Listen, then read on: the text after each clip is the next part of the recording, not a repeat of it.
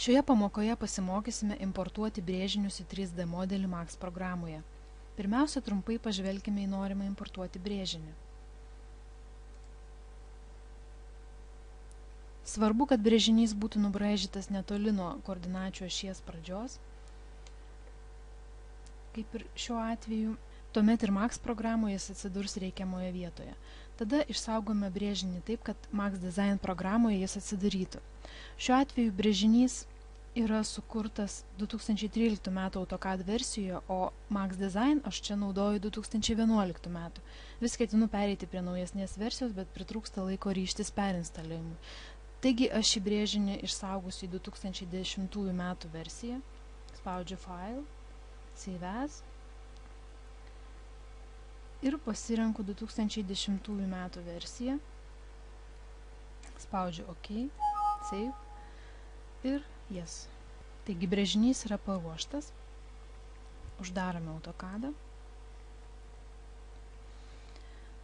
Dabar atsidarykime 3D Max programos langą. Prieš importuojant mūsų brėžinį svarbu brėžinį įdėti į reikiamą aplanką mūsų Project Folder segtuve. Taigi susirandame brėžinį.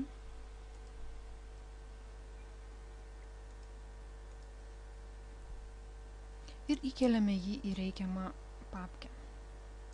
Import.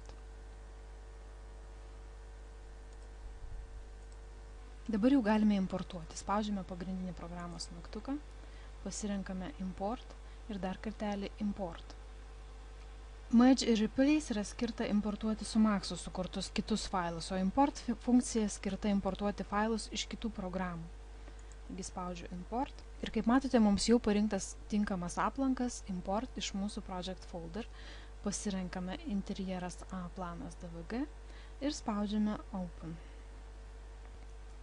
Atsidaro dialogo langas AutoCAD DVG DFX Import Options.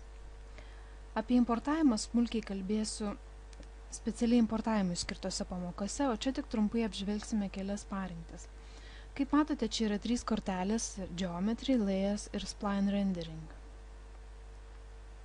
Geometry kortelėje skiltis Model Scale svarbu yra teisingai nusistatyti matavimo vienetus. Tai yra mastelį. Šiuo atveju mes 3D Max programoje dirbame milimetriniais matavimo sistemoje, o brėžinys taip pat buvo braižytas milimetrais, todėl pasirenkame milimetrus. Jeigu brėžinys buvo braižytas centimetrais, galime išsirinkti centimetrus. Ir matome Resulting Model Size, rodo kokio dydžio bus mūsų objektas. Taigi čia šiuo atveju 8 su kapeikomis ir 10 ant 10 su viršumi metrų. Viskas kaip ir gerai. Einame į kortelę Layers ir nužymime nereikalingus sluoksnius. Šiuo atveju mums tikrai nereikės Def Point sluoksnio, taip pat sluoksnio užrašai ir langai kontūras. Spaudžiame OK. Mūsų brėžinys sėkmingai importuotas. Patikrinkime sluoksnius. Pasirinkime sluoksnių įrankį ir matome, jog buvo sukurti visi tie sluoksniai, kuriuos mes ir palikome. Mūsų brėžinys dabar yra ne vientisas, o išskaidytas į dalis. Tai yra pagal sluoksnius. Todėl susikurkime Selection Set žymėjimo grupę. Pažymėkime dabar visą brėžinį ir įrašykime AutoCAD brėžinys. Spaudžiame Enter. Nužymime. Patikrinkime, ar teisingai pasižymės viskas. Pasirinkime iš sąrašo AutoCAD brėžinys ir matome, visas mūsų brėžinys sėkmingai pasižymėjo. Dabar belieka išsaugoti mūsų brėžinį. Spaudžiame pagrindinį mygtuką, Save As. Ir matome, kad jau parinktas tinkamas aplankas Scenes.